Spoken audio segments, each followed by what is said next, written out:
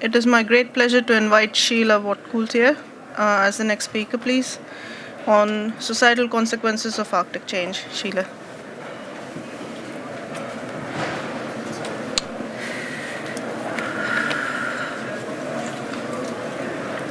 Talk about a warm room.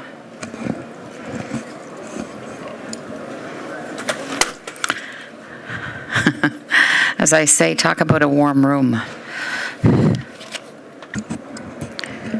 It's a little awkward here with my notes, but I'm also a non-scientist, and I see I'm in good company. Although I've always supported the work of scientists around the world, as the work that they do, the important work that they do, certainly are often, very often, collaborated by our hunters and our people on the ground and on the ice. So it's all a collaborative partnership effort, I think. So thank you for all of the work that you do. I want to, first of all, acknowledge the Inuit leaders in the room, the Arctic leaders. We have Watt-Cloutier, who is the Inuit Circumpolar Council International Chair, somewhere in the room, in the back. We also have our national president of Inuit Tipperary Canadami. Is he here? Natan Obed is also here. We also have Kathy Tautungi, who is the president of Nunavut Tungavik from Nunavut. Thank you for coming here today as our leaders. And I believe we also have, do we have Aili Javo here, who is the president of the Sami Council? Perhaps not. Okay. So, indeed, I think I just want to start by reminding everyone here, as we all know, the objective of the UNFCCC, which is to stabilize greenhouse gas concentrations in the atmosphere at a level that would prevent dangerous anthropogenic interference with the climate system. Such a level should be achieved within a time frame sufficient to allow ecosystems to adapt to climate change, to ensure that food production is not threatened, and to enable economic development to proceed in a sustainable manner. So, over the last 2 decades, since Rio, our global community has allowed virtually unchecked growth in emissions to push our climate into a warming cycle. We're quite aware of that in the Arctic in particular, which has really begun since a long time to spin out of control, which all of the science backs up very, very clearly. And so for us, dangerous anthropogenic interference is already well underway in the Arctic, where our traditional sources of food production, in fact, are not just under threat, they're actively impacted every day by climatic changes. So that's why for us, climate change is an issue of our right and our ability to exist as Indigenous people, because our fundamental rights are minimized as a result of the things that are happening in our homelands. So if we protect the environment and the climate of the Arctic and keep our hunting culture alive and well and stay connected to the rhythms and the cycles of nature, because we witness the most minute of changes that are happening because we're out there. We're not there seasonally, we're there every day. And so if we keep that going, then of course we will prevail as a people. Indigenous people, as we know, and other vulnerable peoples of the world, poor communities of the world, are the most negatively impacted by climatic changes. But we have the least sophisticated mechanisms to deal with these kinds of monumental challenges that we're faced in our communities.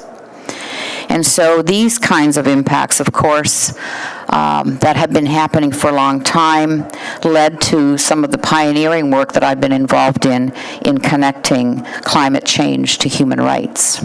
And in 2005, for many of you to recall, we launched the first ever legal action targeting at the time a non-team player, although they've come on board somewhat over the last few years, the United States, on their inaction to deal with the emissions issues.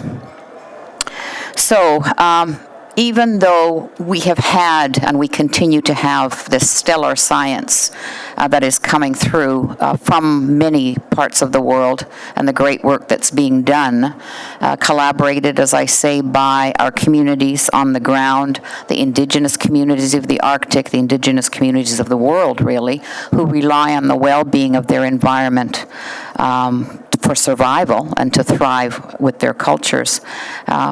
However, unfortunately, that ever greater urgency that the newest science requires to ensure human rights have not been met by the action of the global community and the global leaders, which I think only deepens that need to continue to adopt this rights-based approach to that kind of solution.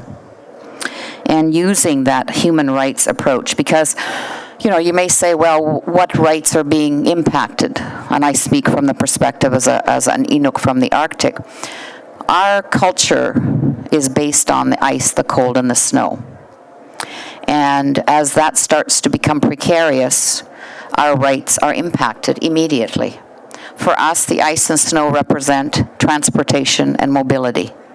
And when that becomes precarious, it becomes immediately an issue of safety and security. And that is what we're faced with every single day. So our right to exist as Inuit as we've known it for millennia, thriving on the cold, is impacted. Our right to health, our right to culture, our right to educate our younger generation. Because hunting is not just about the technical aspect of our hunting culture. It is really about the sustainable manner in which we teach our children for the challenges and opportunities of life. It is about learning what the great teacher, the land and ice is our university, in fact. And so if your university started to crumble and melt away and be destroyed, there would be an outcry. For us, the land and the ice is our universities that creates that sense of who we are, our identity, our self-worth, and the ability to build character skills and life skills which are really transferable to the modern world. In fact, in a transitioning culture such as ours in the Inuit world, it is an absolute necessary way in which our children need to survive the odds that have come our way so quickly over the last several decades. In our Inuit culture, the changes that have happened in my lifetime are usually, have taken perhaps 350 years for other societies to adjust and to adapt to this modern world. So for us, it really is about the people. Understandably, we hear a lot about the ice. We hear about the emotional stances people take to the more furry, cuddly animals, but really the people on the ground who have been going through many changes in just one lifetime is what we need to focus on. And it is about rights of a people to maintain a way of life that really the world needs to keep and maintain in the Arctic so that we can remain the sentinels of all of these changes that are happening, the human sentinels, which is really important. And so using a human rights approach, I believe, in climate advocacy can and has shifted, I think, the terms of climate change debate away from solely that economic discussion to one focused on human rights and human values. And I think completing this shift in the text of the Paris Agreement, for example, is one of the very important ways, I believe, that we can pull together and create that global support for strong climate action, particularly now that oftentimes these, when we were in Copenhagen, I recall the time where we got mired in old emails, and got sidetracked as a result of that. Today, we're starting to get mired in a debate over the human rights language in this particular talk here. And so we have to, I think, be focused on the real things that matter to people. We have to focus not on false arguments, and we have to really think about the legal, the real implications on the ground as humanity. And to now start to hear this language that it is the future implications or the legal future implications for countries if the human rights language is integrated in the text, indicates to me that we're in the wrong space of mind as we have to move forward at this particular juncture. Copenhagen didn't work, for a number of reasons. Let's not repeat that here in Paris. And because of negative ramifications, I think, on the implications as we see over and over with the science, a compelling science, certainly there's a lot more risk if we don't take action and we don't take into consideration the human impacts, the human dimension, and the human rights of people who are the most vulnerable, as I say. So it cannot be the case any longer, I don't think, where Indigenous peoples are swept away by the economic and whether they're economic or they're technical or scientific debates that continuously arise when we're in these negotiations where we take a few steps forward and then another two back.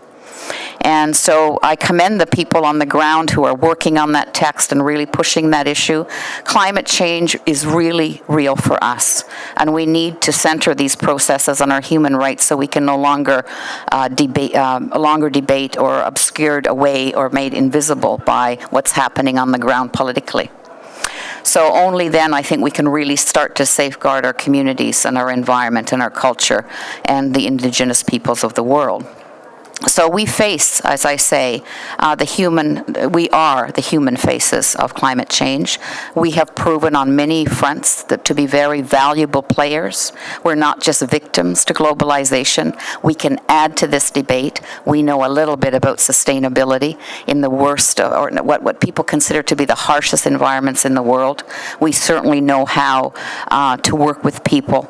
And I think building human rights protections into this Paris Agreement are more than just strategic choices that we have to make, but they're ethical and moral imperatives that really demand the world take strong action. So again, I know that I harp a lot on climate change and human rights and the connections that there are, but I don't think we can harp we can't be overstating these issues. There cannot be an overstatement of those issues. Because again, here we are, with false arguments that are starting to happen again here as a result of fear of the future on a different ground than what we feel are much more fearful in terms of the inaction that could be sidetracked again. So human rights are core to the implementation of this particular agreement, for sure. It's not enough to just have it in the preamble aspirational language. Because it's not legally binding if it's just in the preambular language. It's not legally binding on the parties. Whereas it is, if it is integrated into the Paris Agreement in Article 2, we know that the parties have to take these issues much more seriously. And so in Copenhagen, it was not so much on the agenda at the time, but now it is front and center. And it's not, in my, pun words, not the time to cop out on human rights, because the vulnerable peoples of the world depend on the leadership here as we talk about these issues. And also, the Universal Declaration on Human Rights was signed in Paris in 1948. So it may be symbolic, but yet I think it would be very right.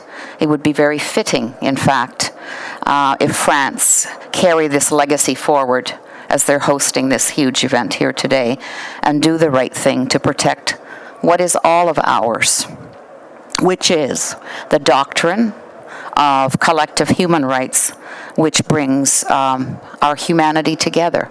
So let's not get caught up in these false arguments as we're here. And I know I'm probably speaking to the converted in this particular room more than it is probably the messaging that we all have to get back to the countries that are leading us here. In my own country of Canada, I understand that there is a stronger stance. I understand that Canada is back, but we have to continue to add that pressure to our own government, not just to speak the right language, not just to take the action on the floor and say, yes, we're very supportive of Indigenous rights.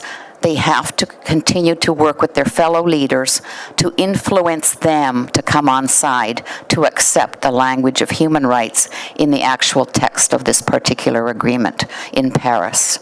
And I leave you with that, and I thank you for inviting me, which I neglected to say earlier, to the organizers here. And it is because I was invited by the European Polar Board, by the ICEARC, and by the EU PolarNet that I've actually been able to get accredited to enter this this particular event. I've been an independent now since 2006 when I left elected ICC politics. So, you know, functioning on my own as an independent is always a little bit of a challenge when you're not institutionally based. So I'm quite grateful for this particular event who got a hold of me when I was trying stressfully to figure out how can I get accredited to enter this zone. And when the invitation came, I say, I love it when there's a cosmic order to life, and here I am, and I'm very grateful that I've been able to speak to you today. So nakomiki lunasi, nakomiki. Thank you.